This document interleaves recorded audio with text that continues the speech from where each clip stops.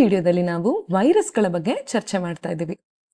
ವೈರಸ್ಗಳ ಬಗ್ಗೆ ಮಾತಾಡಿದಾಗ ನಮಗೆ ಬರುವಂತಹ ಮೊದಲನೇ ಪ್ರಶ್ನೆ, ಈ ವೈರಸ್ಗಳು ಜೀವಿಗಳ ಅಥವಾ ಅಜೀವಿಗಳ ಅಂತ. ಇದು ನಿಮಗೆ ಸರಳ ಪ್ರಶ್ನೆ ಅಂತ ಕಾಣಬಹುದು, ಆದ್ರೆ ಈ ಪ್ರಶ್ನೆ ವಿಜ್ಞಾನಿಗಳಿಗೆ ಬಹಳಷ್ಟು ಗೊಂದಲ ಉಂಟು ಮಾಡಿದೆ. ಹಾಗೂ ಕೊನೆಗೆ ಅವ್ರು ಏನ್ ಹೇಳ್ತಾರೆ ಅಂದ್ರೆ, ವೈರಸ್ಗಳು ಜೀವಿ ಮತ್ತು ಅಜೀವಿಗಳ ಗಡಿಯಲ್ಲಿದೆ, ಅಂದ್ರೆ ಜೀವಂತ ಮತ್ತು ನಿರ್ಜೀವ ವಸ್ತುಗಳ ನಡುವಿನ ಗಡಿ ಅಂತ ಅರ್ಥ. ಈ ಜೀವಿ ಮತ್ತು ಅಜೀವಿಗಳ ಗಡಿ ಅಂದ್ರೆ ಏನರ್ಥ, ಇದನ್ನ ಈ ವಿಡಿಯೋದಲ್ಲಿ ನಾವು ತಿಳ್ಕೊಳ್ಳೋಣ. ಮೊದಲು ವೈರಸ್ನ ಮೂಲಭೂತ ವಿಷಯಗಳನ್ನ ನೋಡ್ತಾ ಹೋಗೋಣ. ಇಲ್ಲಿ ನೋಡಿ, ಇಲ್ಲಿ ಕಾಣಿಸ್ತಿದೆಯಲ್ಲ, ಇದನ್ನ ಒಂದು ವೈರಸ್ ಅಂತ ಅನ್ಕೊಳ್ಳೋಣ. ಈ ವೈರಸ್ ಎಷ್ಟು ದೊಡ್ಡದಿರ್ಬೋದು ಅಂತ ಭಾವಿಸ್ತೀರಾ? ವೈರಸ್ಗಳ ಗಾತ್ರ 10 ನ್ಯಾನೋಮೀಟರ್ ನಿಂದ 100 ನ್ಯಾನೋಮೀಟರ್ಗಳವರೆಗೆ ಇರುತ್ತೆ. ಒಂದ್ ನಿಮಿಷ, ಈ ನ್ಯಾನೋಮೀಟರ್ ಎಷ್ಟು ದೊಡ್ಡದು ಅಂತ ಹೇಗೆ ಅರ್ಥ ಮಾಡ್ಕೋಬಹುದು ನಾವು ಅಂದ್ರೆ, 1 ನ್ಯಾನೋಮೀಟರ್ 1 ಮೈಕ್ರೋಮೀಟರ್ನ 1000 ಭಾಗ ಅಂತ ಅರ್ಥ. ಅಥವಾ ಮಿಲಿಮೀಟರ್ ನಲ್ಲಿ ಅದು 1 ಮಿಲಿಮೀಟರ್ನ 10 ಲಕ್ಷದ 1 ಭಾಗ ಅಂತ ಅರ್ಥ. ಒಂದು ಬ್ಯಾಕ್ಟೀರಿಯಾನ ನಾವು 100 ಭಾಗಗಳಾಗಿ ಸಮಾನವಾಗಿ ಕತ್ತರಿಸಿದ್ರೆ ಅದರ 1 ಭಾಗನೇ ಈ ವೈರಸ್ನ ಗಾತ್ರ ಆಗಿರುತ್ತೆ. ಹೀಗಾಗಿ ವೈರಸ್ ತುಂಬಾ ಚಿಕ್ಕದು ಅಲ್ವಾ? ಎಷ್ಟು ಚಿಕ್ಕದಂದ್ರೆ ಈ ಬ್ಯಾಕ್ಟೀರಿಯಾ ಅಥವಾ ನಾವು ಪ್ರೋಟೋಸೋವಾ ಅಂದ್ರೆ ಸೂಕ್ಷ್ಮ ದರ್ಶಕದಲ್ಲಿ ನೋಡುವಂತಹ ಯೂಕ್ಯಾರಿಯೋಟ್ ಜೀವಿಗಳಿಗಿಂತ ಚಿಕ್ಕದಾಗಿರುತ್ತವೆ. ಹಾಗೆ ನಾವು ಈ ವೈರಸ್ನ ನೋಡ್ಬೇಕು ಅಂತಂದ್ರೆ ನಾವು ಬಳಸುವಂತಹ ಸಾಮಾನ್ಯ ಮೈಕ್ರೋಸ್ಕೋಪ್ಗಳಲ್ಲಿ ವೈರಸ್ಗಳು ಕಾಣೋದಿಲ್ಲ. ಹಾಗಾಗಿ ನಮಗೆ ಎಲೆಕ್ಟ್ರಾನ್ ಮೈಕ್ರೋಸ್ಕೋಪ್ನ ಅವಶ್ಯಕತೆ ಇದೆ. ಸರಿ, ಈಗ ನಮಗೆ ವೈರಸ್ ಎಷ್ಟು ಚಿಕ್ಕದಾಗಿರುತ್ತೆ ಹಾಗೂ ಅದನ್ನ ಹೇಗೆ ನೋಡಬೇಕು ಅಂತ ನಮಗೆ ಗೊತ್ತಾಯ್ತು. ಈಗ ನಾವು ಅದ್ ಏನ್ರಿಂದ ನಿರ್ಮಿತವಾಗಿದೆ ಅಂತ ನೋಡ್ತಾ ಹೋಗೋಣ. ಈ ವೈರಸ್ ನಲ್ಲಿ ಈ DNA ಅಥವಾ RNA ಮಾಹಿತಿ ಪ್ರೋಟೀನ್ ಅಂದ್ರೆ ಸಸಾರಜನಕದ ಆವರಣದಲ್ಲಿ ಸಂಗ್ರಹಿತವಾಗಿರುತ್ತೆ. ಮೊದಲಿಗೆ ಈ ವೈರಸ್ಗೆ ಯಾವುದೇ ರೀತಿಯಾದ ಕೋಶವಿರೋದಿಲ್ಲ, ಕೋಶ ಪರದೆ ಇರೋದಿಲ್ಲ, ಹಾಗೆ ಕೋಶಾಂಗಗಳು ಕೂಡ ಇರೋದಿಲ್ಲ.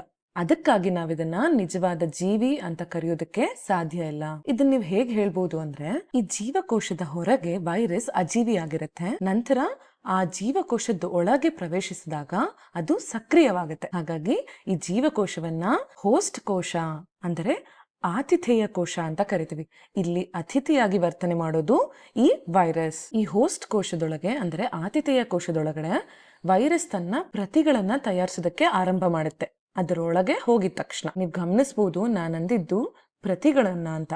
ಅಂದರೆ ನಿಮಗ್ ಗೊತ್ತಿದೆ, ಪ್ರತಿಕೃತಿ ಅಂದ್ರೆ ರೆಪ್ಲಿಕೇಟ್ ಅಂತ ಅರ್ಥ. ವಂಶವೃದ್ಧಿ ಅಂದಿಲ್ಲ, ಅಂದ್ರೆ ಅವು ರಿಪ್ರೊಡ್ಯೂಸ್ ಮಾಡೋದಿಲ್ಲ, ಅವುಗಳ ಪ್ರತಿಗಳ ರಚನೆಯನ್ನ ಮಾಡ್ತವೆ. ಹಾಗಾಗಿ ಈ ವೈರಸ್ಗಳು ಹೋಸ್ಟ್ ಕೋಶದ ಅಂಗಾಂಗಗಳನ್ನ ಬಳಸಿ ತಮ್ಮ DNA ಮತ್ತು RNA ಪ್ರತಿಗಳನ್ನ ತಯಾರಿಸ್ತಾ ಹೋಗ್ತವೆ. ಅದೇ ರೀತಿ ಅನೇಕ ಪ್ರತಿಗಳು ತಯಾರಾದ ನಂತರ ವೈರಸ್ಗಳು ಹೋಸ್ಟ್ ಕೋಶವನ್ನ ನಾಶ ಮಾಡ್ಬಿಡುತ್ತೆ. ನಂತರ ಇನ್ನಷ್ಟು ಕೋಶಗಳನ್ನ ದಾಳಿ ಮಾಡಿ ಪ್ರಕ್ರಿಯೆಯನ್ನ ಪುನರಾವರ್ತನೆ ಮಾಡ್ತವೆ. ಕೊನೆಗೆ ದೇಹದ ಅನೇಕ ಕೋಶಗಳನ್ನ ನಾಶ ಮಾಡಿ ವ್ಯಕ್ತಿಯನ್ನ ಅಸ್ವಸ್ಥನಾಗಿ ಮಾಡ್ತವೆ. ಈ ರೀತಿಯಾಗಿ ವೈರಸ್ಗಳು ಜೀವಿ ಮತ್ತು ಅಜೀವಿಗಳ ಗಡಿಯಲ್ಲಿವೆ ಅಂತ ವಿಜ್ಞಾನಿಗಳು ಹೇಳ್ತಾರೆ. ಇಲ್ಲಿ ನೋಡಿ, ಇದು ಎಲೆಕ್ಟ್ರಾನ್ ಮೈಕ್ರೋಸ್ಕೋಪ್ ನಲ್ಲಿ ಕಂಡಂತ ಇನ್ಫ್ಲೂಯೆನ್ಸಾನ ವೈರಸ್ ಚಿತ್ರ. ಈ ಇನ್ಫ್ಲೂಯೆನ್ಸಾ ಅನ್ನೋದು ಒಂದು ವೈರಸ್. ಇಲ್ಲಿ ಕಾಣಿಸ್ತಿರೋದು ರೋಟಾ ವೈರಸ್. ಇದು ಮಕ್ಕಳಲ್ಲಿ ಅತಿಸಾರವನ್ನ ಉಂಟು ಮಾಡುತ್ತೆ. ಅತಿಸಾರ ಅಂದ್ರೆ ನಿಮ್ಗೆ ಗೊತ್ತಿರಬಹುದು, ಡಯೇರಿಯಾ ಅಂತ ಕರಿತೀವಿ ನಾವು.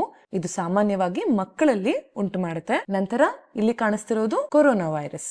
ಇದು 2020ರಿಂದ 2022ರವರೆಗೆ ಮಹಾಮಾರಿಯಂತೆ ನಮ್ಮೆಲ್ಲರಿಗೂ ತೊಂದರೆ ಕೊಟ್ಟಿದೆ ಅಲ್ವಾ? ಹಾಗಾಗಿ ಇವೆಲ್ಲವೂ ಕೂಡ ವಿಭಿನ್ನವಾದ ವೈರಸ್ಗಳು. ಇನ್ನೊಂದು ತರಹದ ವೈರಸ್ ಬಗ್ಗೆ ಮಾತಾಡೋಣ.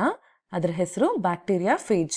ಇದು ಒಂದು ಉಪಯುಕ್ತವಾದ ವೈರಸ್. ಯಾವ ರೀತಿ ಅಂತ ನೀವು ಕೇಳಿದ್ರೆ, ಈ ವೈರಸ್ ಬ್ಯಾಕ್ಟೀರಿಯಾಗಳನ್ನ ದಾಳಿ ಮಾಡ್ತವೆ, ಆದ್ರೆ ಸಾಮಾನ್ಯವಾಗಿ ಪ್ರಾಣಿಗಳ ಕೋಶಗಳನ್ನ ದಾಳಿ ಮಾಡೋದಿಲ್ಲ. ಹೀಗಾಗಿ ಇದು ಪ್ರಾಣಿಗಳ ಅಥವಾ ಮನುಷ್ಯರೊಳಗಿನ ಹಾನಿಕಾರಕ ಬ್ಯಾಕ್ಟೀರಿಯಾಗಳನ್ನ ಮಾತ್ರ ನಾಶ ಮಾಡಬಹುದು, ಆದ್ರೆ ನಮಗೆ ಆಗ್ಲಿ ಪ್ರಾಣಿಗಳಿಗೆ ಆಗ್ಲಿ ಹಾನಿ ಉಂಟು ಮಾಡೋದಿಲ್ಲ.